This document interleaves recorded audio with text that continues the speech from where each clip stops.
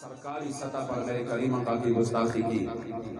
اور یہ اتنی بڑی گستاخی ہے کہ تاریخ اسلام میں کبھی کسی نے اس انداز سے گستاخی نہیں کی ہے۔ گستاخیاں ہو چکی ہے، کوئی ایک بندے نے، دو بندوں نے، پھر ان کو سزائیں مل چکی ہے، لیکن بطور ریاست اور بطور حکومت یہ پہلی مرتبہ ہے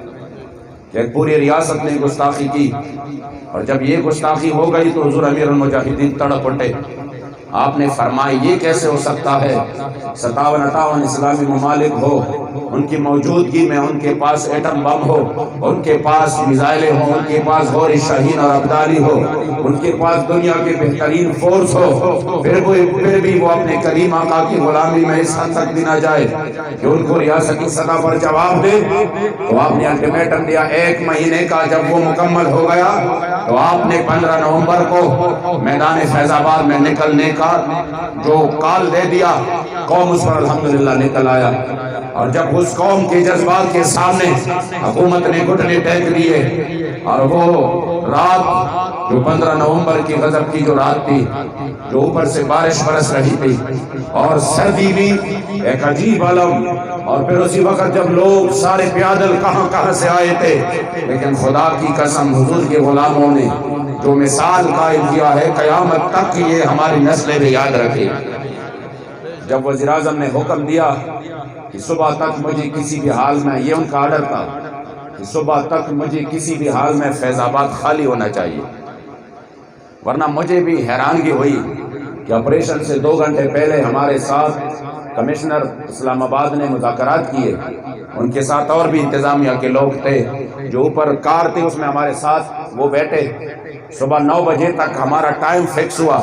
کہ صبح 9 بجے ہم امیر المجاہدین سے باتیں لے کر ہم آپ کے ساتھ آ جائیں گے،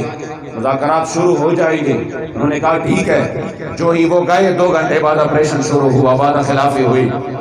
میں بھی حیران تھا۔ پھر مجھے بتایا گیا کہ یہ وزیر اعظم نے اعلان نے بذات خود یہ ہدایات بھیجے تھے کہ صبح تک مجھے کسی بھی صورت فیض آباد خالی ہونا چاہیے۔ تو پھر انہوں نے ان کے پاس جتنا بھی سامان تھا وہ سب لے کے آیا، اور انہوں نے وہ ظلم کیے جو کہ شاید زندگی میں بندہ اتنے زیادہ تعداد میں شعر کبھی کسی بھی مظاہرین پر نہیں برسائے گئے۔ اس نے حد لوگوں پر، مگر کرم تھا رب لا یزال، میرے مصطفی کریم کا خصوصی نگاہ ناز تھا کہ جب آپ لوگ ڈٹے رہے تو صبح کو انہوں نے کہا ٹھیک ہے ہم مذاکرات کرتے ہیں، اور 3 مہینے کا ٹائم لے لیا کہ ہم یہ بات پارلیمنٹ میں لے کے جائیں گے۔ جب وہ ٹائم گزر رہا تھا، 6 نمبر ہمارے امیر محترم نے ان کو وہ وعدہ یاد دلایا کہ ہمیں وہ وعدہ یاد ہے۔ تب ان کو فکر لاحق ہوئی کہ یہ تو ان کو وعدہ یاد ہے، ہم تو بول چکے ہیں۔ تو انہوں نے پھر سے مذاکرات کا آغاز کر دیا۔ لیکن خدا کی قسم یہ مسئلہ اتنا چھوٹا نہیں تھا، یہ مسئلہ بہت وہ کائنات کا سب سے حساس ترین مسئلہ تھا، جس کی وجہ سے حضور امیر المجاہدین وہ صدمہ برداشت نہ کر کے دنیا سے رحمت فرما گئے۔ آپ کے صاحبزادہ صاحب فرماتے ہیں کہ آپ روتے تھے رات کو، جب میں دیکھتا تھا آپ کے آنسو جاری ہوتے اور آپ روتے تھے، اور رونا صرف اسی بات کا تھا کہ ہائے کاش ہم کس منہ سے حضور کے سامنے جائیں گے۔ آپ فرماتے جب آپ کا یہ بخار زیادہ ہوا، کبھی اترتا کبھی دوبارہ آ جاتا، تو کہتے ہیں کہ میں نے کہا کہ بابا جی ایسے کرتے ہیں نا کہ میں طریقے سے چپکے سے انتظام کرا کے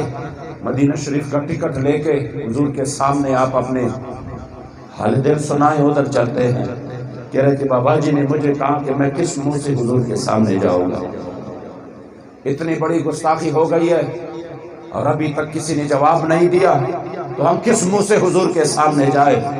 اور پھر اسی صدمے کو برداشت نہ کر کے، ورنہ بابا جی جیسا صحت مند اسی صدمے سے آپ اس دنیا سے رحلت فرما چکے ہیں۔ آپ یقین کریں سوچ بھی نہیں سکتے کہ اتنے بڑے مسئلے میں مسلمانوں کی خاموشی کتنی معنی خیز خاموشی ہے۔ بندہ حیران رہ جاتا ہے۔ وزیر اعظم کے اپنے اوپر بات آتا ہے تو 2 دن میں اجلاس بلا کے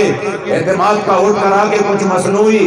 عزت افزائی کر کے فارغ ہوتے ہیں، لیکن میرے کریم آقا کی عزت و ناموس کا مسئلہ ہو، 3 مہینے گزرنے کے حق ہے، وہی ٹال مٹول، وہی ادھر ادھر۔ اس لیے ہم نے کھل کر بتانا ہے کہ ہم بھوکے رہ سکتے ہیں، ہم بغیر روٹ کے رہ سکتے ہیں، ہم بغیر بجلی کے رہ سکتے ہیں، ہمارا گزارا